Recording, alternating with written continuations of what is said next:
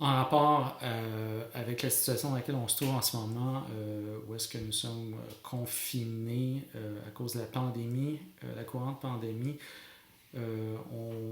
Chloé et moi faisons beaucoup de... On tire beaucoup de parallèles ou de relations avec cette situation et puis les thèmes qu'on aborde dans notre travail récent, surtout au niveau de l'idée du corps qui reste à la maison, aussi du corps malade. Depuis que je suis atteinte d'une maladie chronique, on aborde de plus en plus cette situation comme une piste de recherche dans notre travail, mais aussi une piste narrative.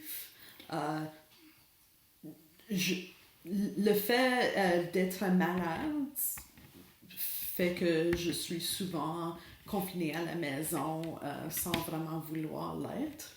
Et dans l'écriture, dans les récits, dans nos performances et nos vidéos, on aborde cette situation avec les antécédents de l'art et la littérature féministe qui ont parlé beaucoup sur la domesticité.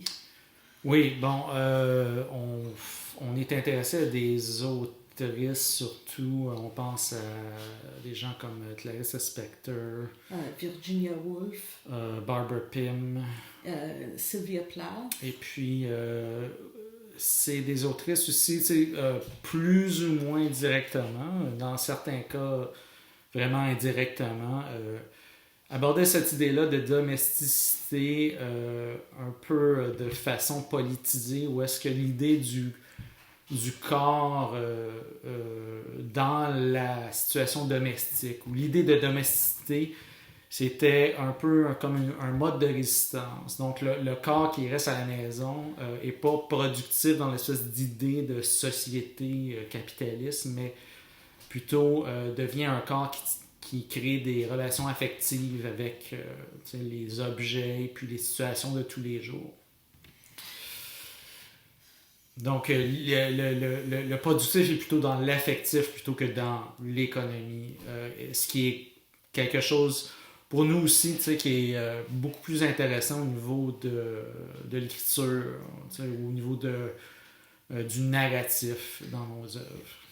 Et c'est aussi toutes les autrices qui ont vraiment mis un focus sur la matérialité, donc la matérialité des objets et des objets domestiques quotidiens, mais aussi la matérialité du langage tel quel, euh, comme quelque chose qu'on pouvait trouver vraiment de l'affectivité.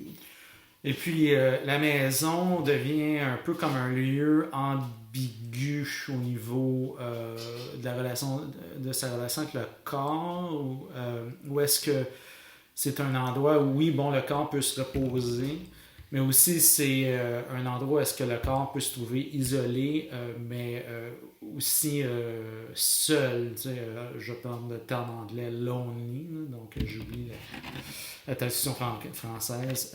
Donc, dans l'isolement, il y a quelque chose qui peut être positif, mais aussi négatif. Et puis, justement, dans cette tension-là, on trouve que il y a vraiment quelque chose d'intéressant. Et puis, justement, c'est des thèmes qui sont abordés dans les œuvres qui sont au musée de Joliette en ce moment.